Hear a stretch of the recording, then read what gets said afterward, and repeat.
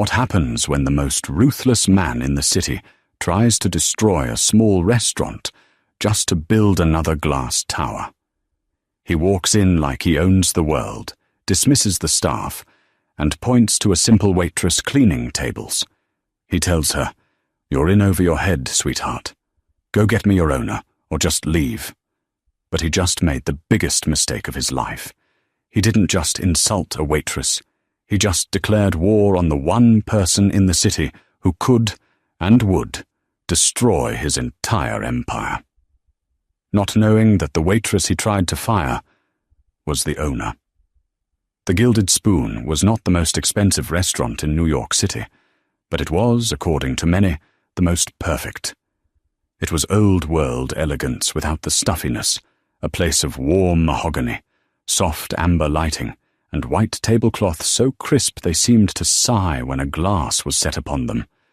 And on this Tuesday evening, it was Elena Vance's sanctuary. To the clientele, she was just Elena, a senior waitress with a calm demeanor and an uncanny ability to know you wanted a refill on your San Pellegrino before you did. She wore the standard uniform, a black bistro apron over a pressed white shirt, her honey blonde hair pulled into a severe, practical bun. She was polishing silverware at a side station when the front door opened, letting in a gust of cold October air, and a man who seemed to take up all the oxygen in the room. His name was Marcus Thorne. Elena knew the name. Everyone in the city knew the name. Thorne Dynamics was a hydra of real estate development, devouring beloved city blocks and replacing them with sterile, mirror-glass skyscrapers that bled the sky. He was a corporate raider in a $10,000 Tom Ford suit, and he moved with an entourage of 3 others, 2 men and a woman, all in matching severe black suits, clutching tablets like shields. "A table! The best one!" Marcus snapped at the host, not looking up from his phone. "Of course, Mr. Thorne. Do you have a reservation?" The young host, Peter, asked nervously. "Do I look like a man who needs a reservation?" Thorne replied, finally looking up. His eyes were a pale, Arctic blue. "The name is Thorne. Find it." Peter, flustered, found a cancellation at the best window booth. As Eleanor watched them be seated, her stomach tightened. Men like Marcus Thorne didn't come to places like the Gilded Spoon for the ambiance. They came to consume. For 20 minutes, the table was a vortex of disruption. Thorne spoke loudly into his phone about leveraging assets and hostile dissolution. He sent back his first glass of wine, a 2017 Barolo, claiming it was corked. Leo, the veteran bartender, muttered to Eleanor, "It's not corked. He just wants to prove he can." Eleanor nodded, her eyes fixed on the table. She was the acting floor manager tonight, which meant he was, unfortunately, her problem.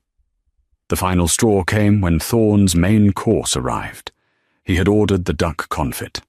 He stared at it for a long moment, then pushed the plate away with such force that it nearly slid off the table. "Inedible," he boomed, silencing the dining room. Elena was at his side in an instant. "Sir, is there a problem with your dish?" Marcus Thorne looked up at her, his gaze travelling from her simple black shoes up to her apron and landing on her face with a look of profound disinterest. It was the look one gives an automated kiosk that has malfunctioned. "There are several problems, sir," he said, mocking her professionalism. "First, I've been waiting 15 minutes for a simple dish. Second, it's overcooked. And third, I have a multi-million-dollar proposition for the owner of this establishment. And I am being forced to deal with children." He gestured at Peter, the host. "I apologize for the wait, Mr. Thorne. I am the manager on duty. I can have the chef refire the duck for you immediately." He held up a hand, a gesture of such dismissive arrogance it made her blood flash hot. "Stop, just stop talking." His associates watched, smirking. "I didn't ask for the manager. I asked for the owner," he said, his voice dropping to a low, menacing condescension. "I'm here to talk about a deal that will finally put this tired little restaurant out of its misery. I need to speak to the person whose name is on the deed. Someone who can actually sign a contract, not someone who just clears tables." Elena kept her face a mask of professional calm, though it took every ounce of her training. "The owner is not available at the moment. However, I am empowered to handle any propositions. If you'd like to leave your information." This was the wrong thing to say. Thorne laughed, a short, barking sound. "Empowered? You? Sweetheart, you're empowered to refill my water glass. You are clearly, painfully, in over your head." He reached into his breast pocket and pulled out a sleek black business card. He didn't hand it to her. He tossed it onto the table. "Here's what you're going to do," he said, as if speaking to a child. "You're going to go to whatever back office this place has. You're going to find the actual owner. And you're going to tell them that Marcus Thorne is waiting. And if you can't handle that, if that simple task is too complex for you—" He leaned in, his voice dropping so only she could hear it. "In fact, just leave. Get out of my sight. You're ruining my appetite. Send me someone who matters." The entire dining room was silent. The staff was frozen. Elena Vance stood there for a beat, the sting of the public humiliation radiating from her. She looked at the man. She looked at his card. Then she looked at his plate. She picked up the business card, her fingers not trembling in the slightest. "I apologize, Mr. Thorne," she said, her voice perfectly even, betraying no emotion. "You're right. This is clearly a matter for the owner." She turned, her back straight, and picked up his discarded plate of duck. "The person in charge," she said, "will be with you shortly." She walked toward the kitchen, leaving Marcus Thorne smirking in his booth, already turning back to his phone, victorious. He had dismissed the help. He was ready to buy the building. He had no idea that the waitress he had just ordered to leave was Elena Vance, and she didn't just own the restaurant. She owned the entire block. Elena pushed through the swinging double doors into the bright, chaotic warmth of the kitchen. The head chef, Maria, a formidable woman with a map of Sicily in her features, looked up from the pass. "What's wrong?" Maria asked. "I heard the lion roar." "Mr. Thorne finds the duck. Inedible," Elena said, setting the plate down. "He also ordered me to leave." The kitchen staff paused. "He what?" Elena held up a hand. "It's fine. Leo," she called to the bartender, who was stocking at glasses. "Keep an eye on table 7. Don't let them want for anything. But don't engage. Just observe." She walked past the pantry, past the bustling workstations, and to a small, unmarked door at the very back. She punched in a 6-digit code. The door opened not to a closet, but to a narrow staircase. She climbed the stairs, the sounds of the restaurant fading beneath her. The second floor was silent, dark, and smelled of old paper. She entered her real office, a space that couldn't be more different from the dining room below. It was a minimalist tech hub, 3 glowing monitors, a sleek server rack humming quietly, and a wall of windows overlooking the city skyline, a view, ironically, blocked by one of Thorne's own monolithic towers. Elena Vance sat in her leather chair and let out the breath she'd been holding. She pulled the elastic from her hair, letting it fall to her shoulders. She was not Elena the waitress. Not here. Here, she was the sole proprietor of AV Holdings, a multi-billion-dollar private equity firm. The Gilded Spoon wasn't just a restaurant. It was the cornerstone of AV1, the internal designation for the 5 historic properties she owned on this block alone. This wasn't a passion project. It was a fortress. The Gilded Spoon had belonged to her father, Arthur Vance.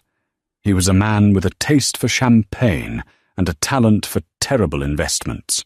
He had run the beloved restaurant into the ground, drowning it in debt, taking out predatory loans against the property.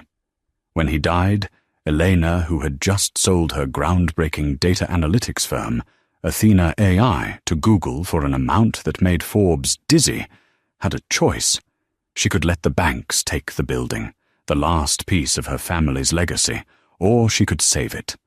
She'd quietly bought out the debt through her holding company, AV Holdings, the name a quiet tribute to her father. The press knew Elena Vance as a tech recluse, a under 30 wunderkind who had vanished after her buyout. They had no idea she was a restaurateur. For the last 6 months, she had been working the floor. Not as a game, not as some undercover boss stunt. She was there to learn. She was there to understand, from the ground up, why her father had failed. She was there to find the rot in the financials, the disloyal managers, whom she'd since fired, and to earn the trust of the staff her father had mistreated. The staff, Leo, Maria, Peter, they thought she was just a manager who had been promoted quickly by the new mysterious owners. They didn't know she was the one signing their paychecks. She powered on her main monitor. Marcus Thorne. She had been expecting this. Not him, specifically, but someone like him. For 3 months, AV Holdings had been receiving letters from Thorne Dynamics. They started as polite inquiries, then became aggressive, multi-million-dollar offers for the entire block. She knew he wanted to raise it all. The restaurant, the old world bakery next door, the family-run law firm above it. She had ignored every letter. Now he was here. He thought he could bully the small-time owner of a tired little restaurant into selling. He had just spent 10 minutes insulting, demeaning, and dismissing the very person he had been trying to find for months. He told her to just leave. He called her sweetheart. He thought she was in over her head.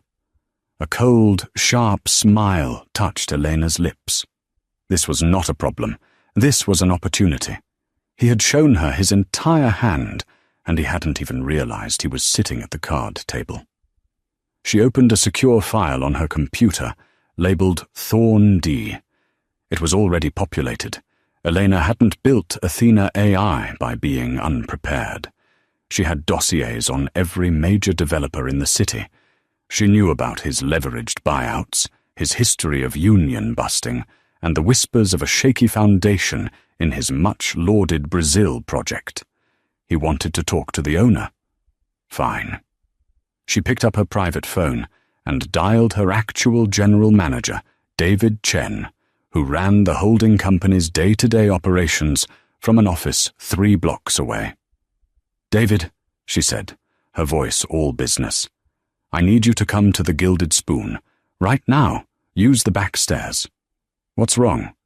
"Marcus Thorne is at table 7. He's difficult." "Thorne? Is he making a scene?" "He is," Elena said, looking at her reflection in the dark monitor. "He just demanded to see the owner. He's about to meet her representative." She hung up and walked to a tall, narrow closet in the corner of her office. She pushed aside a rack of spare waitress uniforms. Hanging in the back was a sharp, midnight blue Alexander McQueen pantsuit, a pair of black Louboutin heels, and a silk shell. Marcus Thorne wanted to talk to someone who matters. She was going to give him exactly what he wanted. 20 minutes later, the dynamic in the dining room had changed. The air crackled. Marcus Thorne was impatient, tapping his pen against his water glass. His associates were checking their watches. He had expected the owner to come crawling out, eager for his lowball offer. The dining room doors opened. This time it was not a waitress. It was a woman who commanded the room. Her honey-blonde hair was no longer in a bun, but fell in a sleek, professional curtain past her shoulders. The ill-fitting uniform was gone, replaced by a pantsuit tailored so perfectly it looked molded to her. Her heels clicked with sharp authority on the hardwood floor. She was flanked by David Chen, who carried a leather portfolio. They stopped at table 7. Marcus Thorne looked up, annoyed, ready to snap at another underling. His mouth stopped open. He stared. He looked at the woman, then at the empty side station where the waitress had been, then back at the woman. Recognition, profound confusion, and a flicker of something else, interest, flashed across his face. He knew this face. He'd seen it on the cover of Forbes last year. "Elena Vance?" he said, his voice losing its confident boom for the first time. From Athena AI." "Mr. Thorne," Elena said. Her voice was different. The warm, accommodating tone of the waitress was gone. In its place was a voice of cold, polished steel. "I understand you had a business proposition."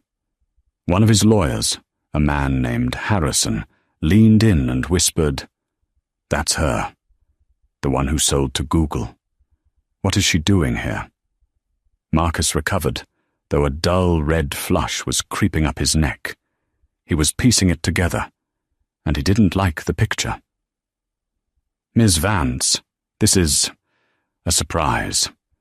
I was under the impression you were in coding or some such." "I manage a diverse portfolio, Mr. Thorne. AV Holdings, the owner of this building, is one of my assets," Elena said smoothly. She did not sit. She stood, forcing them to look up at her. David stood beside her, silent as a sentinel. "So you're the owner," Thorne said, his eyes narrowing. He was reevaluating. This was no longer a simple buyout. "I represent the owner," Elena said, sticking to her script. It was a small, crucial distinction. "My firm handles their entire portfolio. You wanted to speak to the person who makes decisions. You are." Thorne leaned back, attempting to regain his swagger. He was a shark, and he'd just met another shark. "Good. Then let's stop wasting time. My company, Thorne Dynamics, is prepared to make a very generous offer to acquire this property. And the 4 adjacent ones. We're redeveloping the entire block." He gestured to Harrison, who slid a thick, leather-bound proposal across the table. "We are offering $32 million for the block." David Chen didn't flinch, but Eleanor saw his fingers tighten on his portfolio. The offer was an insult. The land alone was worth twice that, not to mention the air rights. Eleanor didn't look at the proposal. She kept her eyes locked on Marcus. $32 million, she repeated, her voice flat. "It's a generous offer, Ms. Vance," Thorne said, a predatory smile returning. "This place, it's charming, but it's bleeding money. Our research shows its Q2 revenue was down 18%. The whole block is a drain. We're offering you a clean, profitable exit. The owner should be grateful." Elena finally allowed herself a small, cold smile. "Your research is flawed, Mr. Thorne," she said. She nodded to David, who opened his own portfolio and produced a single, slim sheet of paper. He handed it to her. "Your research seems to have missed the Q3 report," Elena continued, "which was filed after my firm restructured the business. Revenue is not down 18%. As of this week, it is up 22% quarter over quarter. Our reservation log is booked solid for 8 weeks. The adjacent properties are leased at 98% capacity, all triple net leases." She slid the paper across the table to him. It was a simple profit and loss summary. "Your research is also old," she said. "You're referencing the numbers from when Arthur Vance ran this restaurant. He was, as you correctly assessed, bleeding money. But Arthur Vance is dead. AV Holdings is now the sole proprietor. And we are not." Marcus Thorne stared at the P&L sheet. His face, which had been flushed, was now pale. He had come in with a bazooka to hunt a rabbit, and had just found himself facing a tank. "Furthermore," Elena said, her voice dropping, "your $32 million offer doesn't cover our gross revenue for the last 18 months, let alone the generous valuation of the real estate you're claiming to offer." She placed her hands on the table and leaned in, mirroring his earlier, intimidating posture. "So, Mr. Thorne, here is our response. We are not interested in your offer. We are not interested in a counteroffer. We are not selling, not this building, not this block, not now, not ever." Thorne's mask of civility cracked. "Who the hell do you think you are? You're a tech girl playing restaurant. You have no idea what you're sitting on." "I know exactly what I'm sitting on," Elena said. "I'm sitting on the most profitable, non-leveraged block of real estate in this district. And you want it, not to redevelop, but to secure the air rights for your monstrosity over on 54th Street, which, according to my research, is currently $400 million over budget and tied up in litigation with the city." The silence from Thorne's side of the table was absolute. Harrison, the lawyer, looked ill. Elena had just confirmed she not only knew her own business, she knew his. This is outrageous," Thorne stammered, his arrogance curdling into rage. "You're making a mistake, a huge one." "It's not a mistake, Mr. Thorne. It's a business decision." Elena straightened up. "David will validate your check. Your meal, of course, is on the house. I believe you found the duck. Inedible?" She looked at him, and for a second he saw the waitress again, the calm, dismissive eyes. "Who are you to this owner?" he snarled. "His daughter? His girlfriend?" Elena smiled. "I'm the person who says no." She turned and, without a backward glance, walked away, leaving Marcus Thorne sputtering in a room full of stunned patrons. He was a man who had never been told no in his life. He looked at the P&L sheet, then at Elena's retreating back. This wasn't over. This was war. Marcus Thorne was not a man who accepted defeat. He was a man who crushed obstacles. If he couldn't buy the obstacle, he would destroy it. He left the Gilded Spoon that night, his face a mask of thunder. He didn't return to his office. He went to a private club, the Vanguard, and made 2 calls. The first was to Genevieve Harding, the most feared and influential food critic at the New York Chronicle. Her reviews could make or break a restaurant overnight. She also owed Marcus a favor after he'd generously invested in her son's doomed tech startup. The second call was to a fixer, a man who specialized in navigating the city's labyrinthine web of regulations and departments. The Gilded Spoon's victory felt good for exactly 36 hours. On Thursday morning, the Chronicle hit the stands. The review was on the front page of the lifestyle section. The headline was brutal. The Gilded Spoon's tarnish. Elena read it in her office, a cold knot of dread in her stomach. Genevieve Harding's review was a masterpiece of character assassination. She didn't just critique the food, she attacked the very soul of the restaurant. "While the room strains for an elegance it never achieves," Harding wrote, "the service is where the fantasy truly collapses. The staff, led by a flustered and clearly in over her head manager in a stained apron, seemed panicked by the presence of a discerning clientele. The Barolo was serviceable, but the duck confit. One imagines it had been cooked, forgotten, and then rediscovered under a heat lamp. It was, in a word, inedible. The exact words. In over her head. Inedible. It was a direct quote from Marcus Thorne. He hadn't just fed her the lines, he'd forced her to print them. Eleanor felt sick. Stained apron. She'd been wearing that apron when she served him. This wasn't a review. It was a hit piece. The phone began to ring. And ring. And ring. Peter, The host looked shell-shocked. "Miss Vance, they're all cancellations. We've lost 60 tables for this weekend. They're all quoting the Chronicle Review." By Friday, the restaurant was a ghost town. The lively buzz was gone, replaced by a heavy, anxious silence. The staff, who had been so loyal, were now terrified. "Elena," Leo, the bartender, said, polishing the same glass for the 5th time. "This is bad. This is Arthur Vance-level bad. The new owners, they need to do something. They need to issue a statement. People are saying we're done." "The owners are aware, Leo," Elena said, forcing a calm she didn't feel.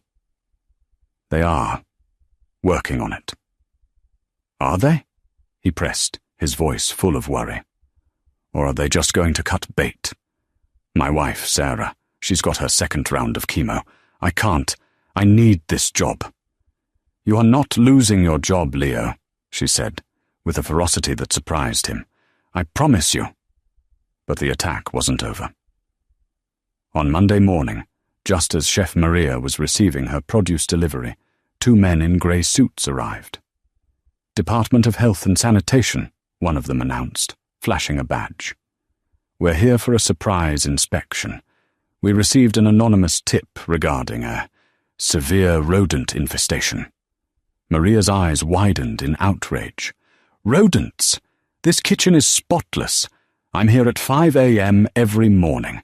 There are no rodents." The inspectors were unmoved. They tore the kitchen apart. They shoved thermometers into cooling units. They swabbed surfaces. They spent 3 hours searching for a ghost. Finally, the lead inspector, a man with a sour face named Mr. Jacobs, emerged from the dry storage. He was holding a single, small, dark pellet in a plastic bag. "And what?" he said triumphantly. "Do you call this?" Elena and Maria looked at it. It was a mouse dropping. "That's impossible," Maria whispered. That wasn't there this morning." "That's what they all say," Jacobs said, writing furiously on his clipboard. "This is a serious violation. You're a grade C, effective immediately. We're shutting you down for 48 hours for mandatory pest control and deep cleaning. A C grade was a death sentence. It would be plastered on the front door for all the world to see." Elena looked at the inspector. She looked at the tiny, perfect dropping. It was a plant. This whole thing was a plant. The anonymous tip, the discovery. It was all Thorne. "You can't do this!" Maria yelled, as Jacob slapped the bright, shameful C sticker on the front window. "It's done," he said. "Appeal it if you want. See you in court. In 6 months." The inspectors left. The staff stood in the empty, silent dining room, staring at the bright orange letter that had just sealed their fate. The restaurant was closed. The reservations were gone. The review was scathing. Thorne hadn't just made an offer. He was executing a siege. He was starving them out. Leo slumped onto a bar stool, his head in his hands. "It's over." Elena stood by the window, staring at the C grade. The humiliation from that first night was nothing compared to this. He had attacked her business, her legacy, and her people. He thought she was a tech girl playing restaurant. He thought she was in over her head. She turned from the window, her eyes cold as ice. "No," she said, her voice quiet, but vibrating with absolute resolve. "It's not over." She pulled out her phone and dialed a number. Not her lawyer. Not David. "Hi, Robert," she said. "It's Elena Vance. Yes, from Athena. I need a favor. I need the best digital forensics team you know, and I need them. Right now." Marcus Thorne had declared war using whispers and regulations. Elena Vance was about to fight back with data, and data she knew was a weapon that never, ever missed. For the next 48 hours, the Gilded Spoon was closed to the public, but it was far from empty. Elena had turned her upstairs office into a war room. The team she'd called in wasn't a PR firm. It was a 3-person crew of white hat hackers she'd known since her early coding days. "So the goal," Elena said, pacing in front of a whiteboard, "is to prove direct collusion. Marcus Thorne, Genevieve Harding at the Chronicle, and the Department of Health Inspector, Jacobs." "Harding is easy," said Socket, a young man who looked like he hadn't slept in a week. He clicked a few keys. Her son, William Harding. His startup, Future Foods, was tanking. 3 weeks ago, it received a $1.2 million seed investment from a blind VC called Dynamic Futures LLC. I traced the LLC's registration. It's a shell company, and the address, it's the same as the Thorne Dynamics headquarters. "So it was a bribe," Elena said, her jaw tightening.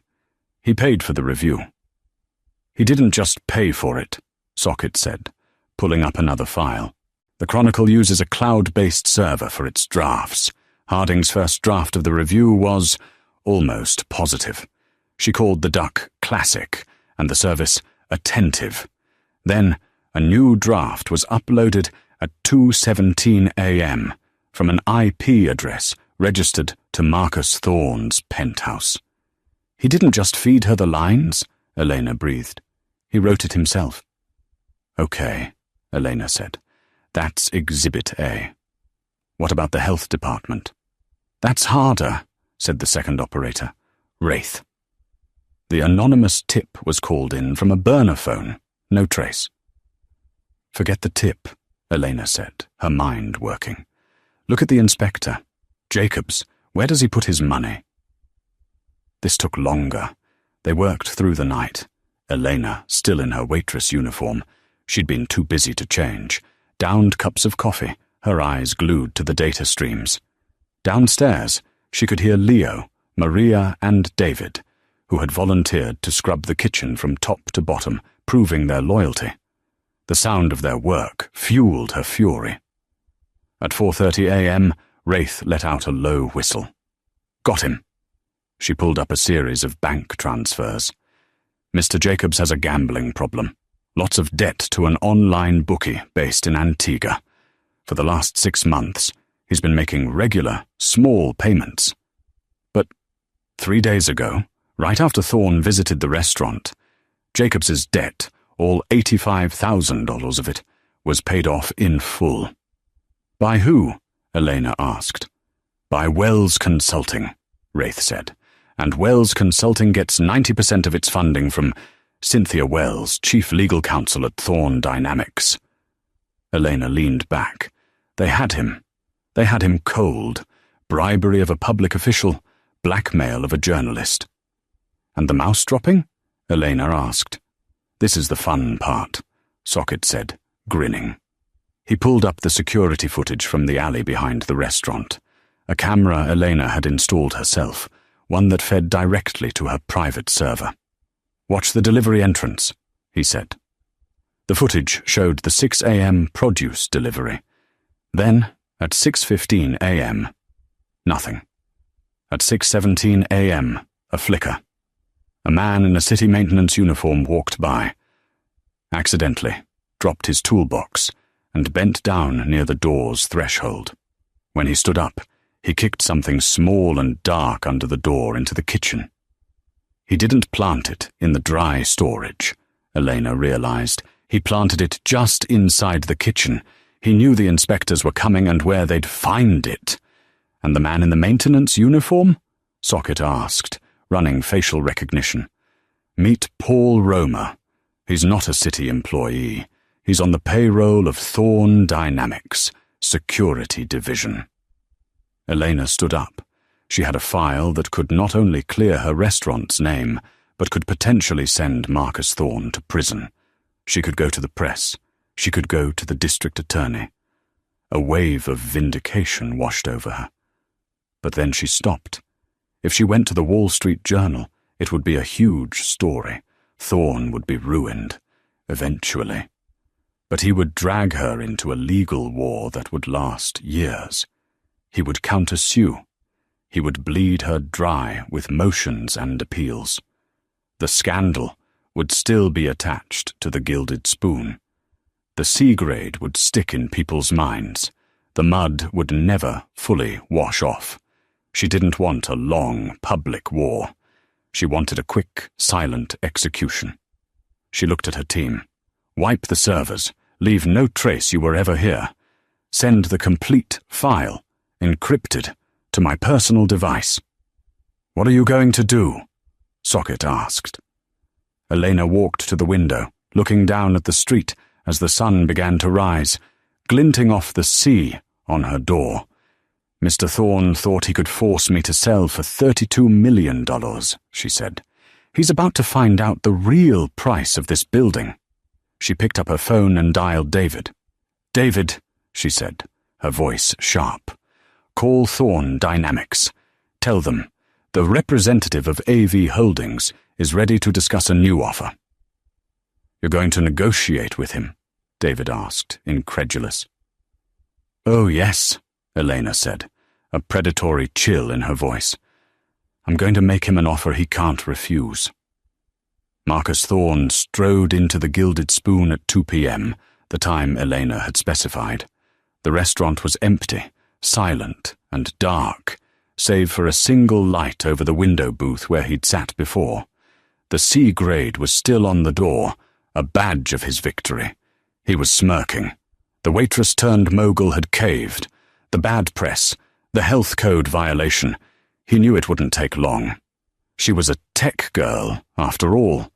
She didn't have the stomach for a real street fight. He saw her sitting in the booth, not in the power suit, he noted with satisfaction. She was back in the simple waitress uniform, her hair in that severe bun. She looked defeated. Miss Vance, he said, sliding into the booth. His lawyers, Harrison and Wells, stood behind him. Back in uniform. I see you've accepted your station. I'm glad you've come to your senses. Are you ready to accept my original, generous offer? Elena didn't look up. She was polishing a wine glass with a cloth, the same thing she'd been doing when he first walked in. Hello, Mr. Thorne, she said, her voice quiet. Thank you for coming. I'm afraid there's been a misunderstanding. Oh? My offer is $32 million. It's not complicated. Take it, or this place becomes a parking lot. The misunderstanding, Elena said, finally looking up, is that you think you're here to negotiate a purchase. You're not. You're here to negotiate your surrender. Thorne's smirk faltered. What did you say? David, Elena said. David Chen, who had been standing in the shadows, stepped forward and placed a slim, black folder on the table. He did not hand it to Thorne. He handed it to his lawyer, Cynthia Wells. What is this? Thorne snapped. Open it, Miss Wells, Elena suggested. You'll want to see this. It concerns Wells Consulting. Cynthia Wells's professional poise evaporated. Her face went ashen as she opened the folder. Inside was a single printed sheet, the bank transfer record showing her consulting firm paying off the $85,000 gambling debt of Health Inspector Jacobs. This is proprietary. This is, she stammered. Illegally obtained? Elena offered. Let's not talk about what's legal, Cynthia. Let's talk about what's provable. Mr. Harrison, she said, turning to the other lawyer. You're next. David placed a second folder in front of him. Harrison opened it. It was a high-resolution still from the security footage, showing Paul Romer from Thorne's security team planting the droppings. It was time-stamped. That proves nothing, Harrison blustered. It's a man in an alley. Is it? Elena said. Because the next page is Mr. Romer's employment contract with Thorne Dynamics, which you signed off on. And the next page is his expense report for one maintenance uniform and one box of rodent pest control, which he filed the day before the anonymous tip. Harrison was silent. "And finally, Mr. Thorne," Elena said, "this one is for you." David placed the last folder in front of him. Thorne ripped it open. It contained 2 documents. The first was Genevieve Harding's original, positive review of The Gilded Spoon. The second was the server log, showing the final, negative draft being uploaded from an IP address, his IP address. Marcus Thorne stared at the evidence. This wasn't just a lawsuit, this was criminal. Bribery, conspiracy, wire fraud. She had him. "You," he whispered, his voice hoarse. "You, Waitress." "I believe the term you used was sweetheart," Elena corrected him. "What do you want?" he snarled, the trapped animal lashing out. "Money? A bigger offer? Name your price. 50 million? "I already have money, Mr. Thorne. I earn money. You just take it." "No, I don't want your money." "Then what?" he yelled, slamming his fist on the table. Elena leaned forward, her eyes, no longer calm, blazing with a cold fire. "Here is my offer," she said. "It's non-negotiable. First you will call your friend, Inspector Jacobs, and you will inform him that he is going to re-inspect this restaurant today. He is going to find it in perfect condition, and he is going to remove that sign from my door and publicly apologize for the clerical error." She pointed to Harrison. "Second, you will have Mr. Roma and his supervisor fired by the end of the day. Their severance will be generous, and it will come with an ironclad NDA, paid for by you." She pointed to Wells. "Third, you will have Genevieve Harding issue a full, public retraction in tomorrow's Chronicle.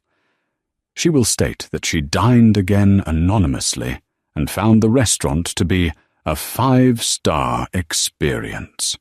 She will call her original review a terrible error in judgment."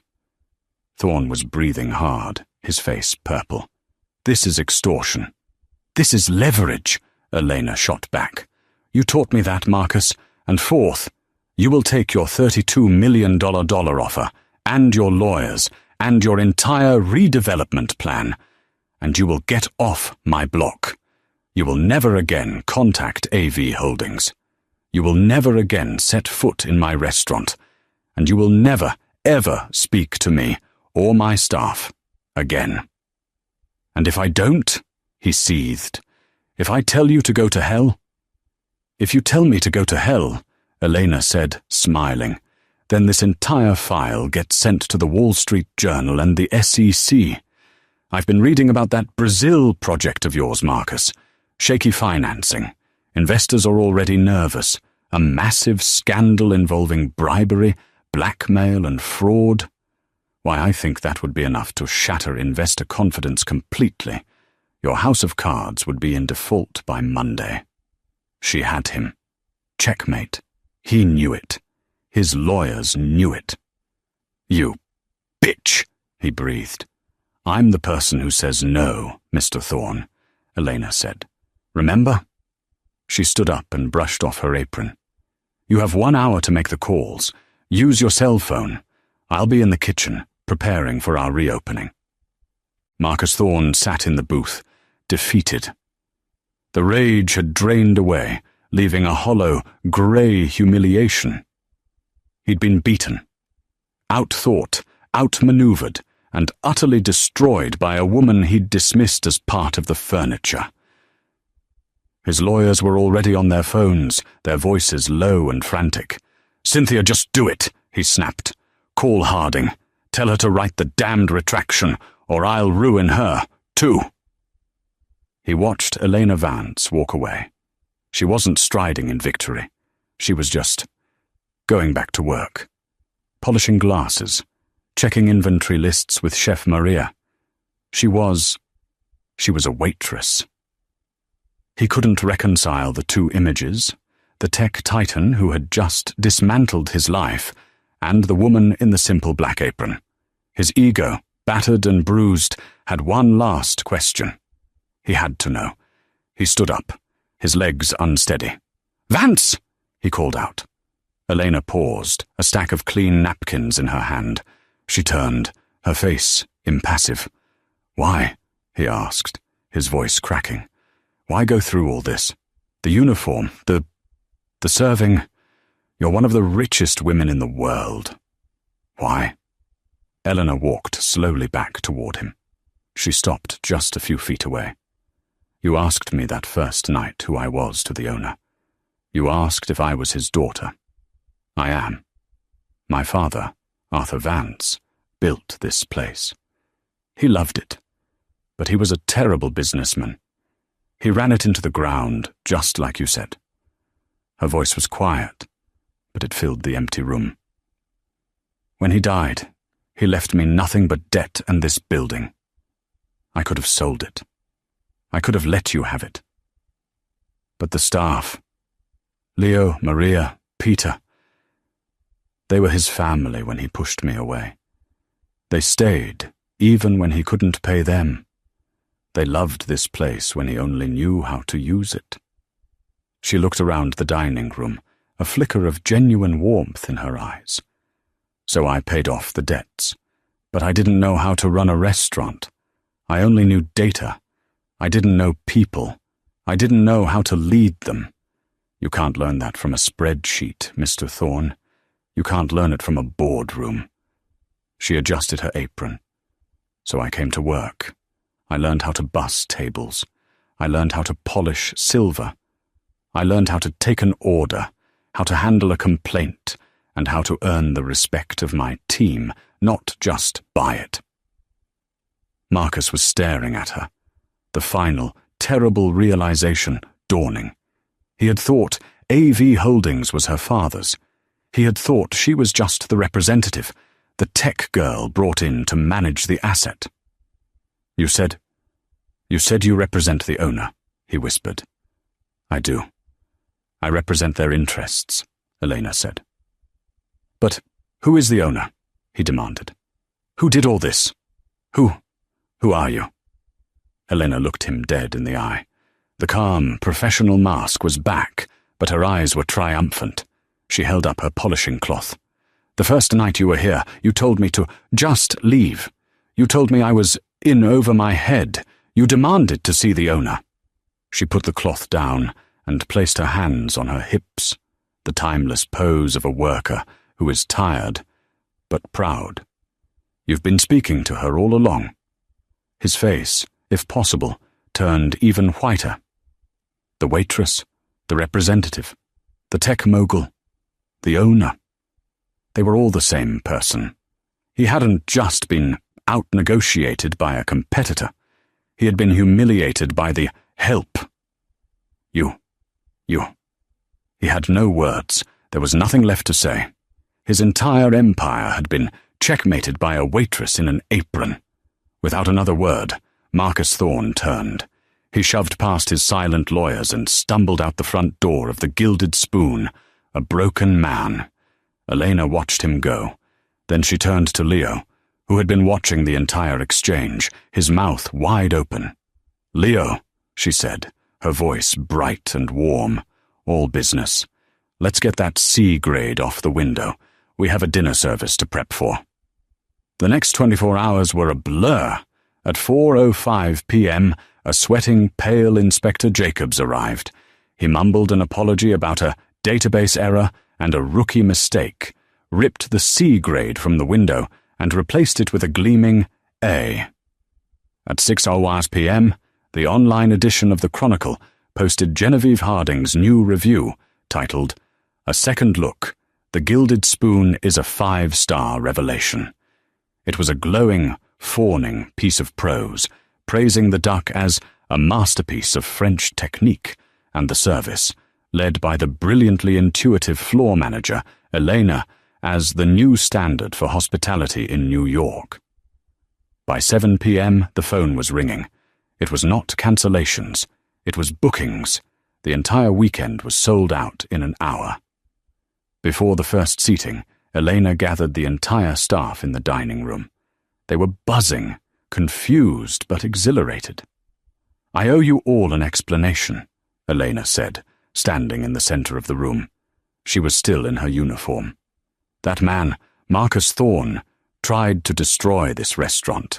He wanted to buy the building and tear it down. I stopped him. But how? Peter, the host, asked. Who are you? He called you Vance. Like Athena AI. Vance? Elena took a deep breath. My full name is Elena Vance. My father was Arthur Vance.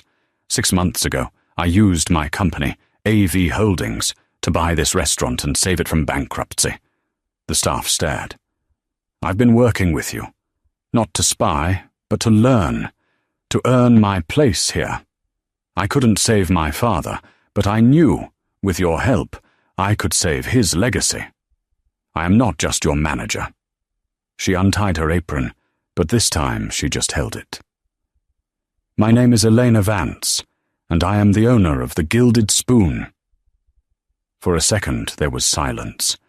Then Chef Maria started to laugh. It turned into a cheer.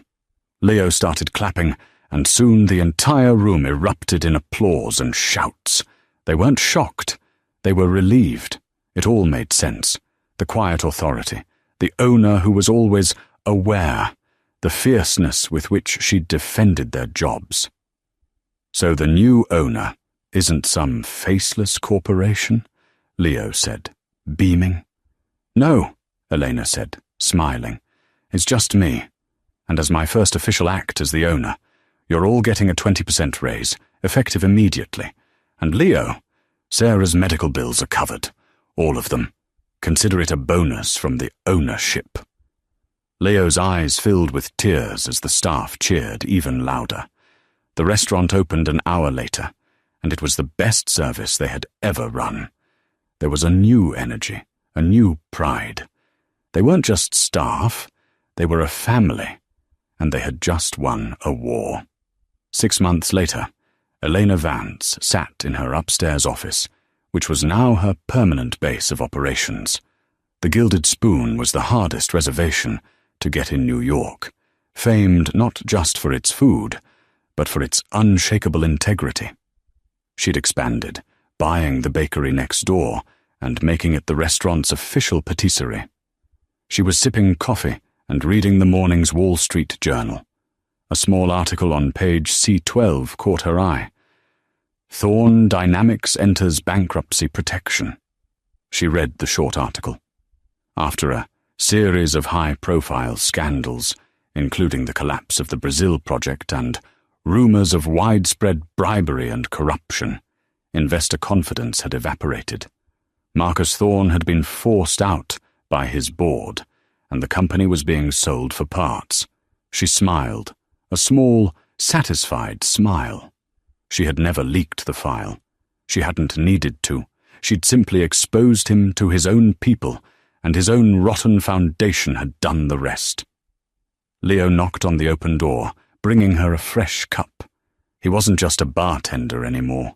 He was the new general manager. See the news, boss? He asked, nodding at the paper. I did, Elena said, folding the paper. A shame, Leo said, with a grin that said it was anything but. A consequence, Elena corrected him, looking out the window at the bustling street below. Maria needs a new sous chef, and the bakery needs a manager. Let's get to work. Right away, boss, Leo said. Elena looked down at the full reservation book.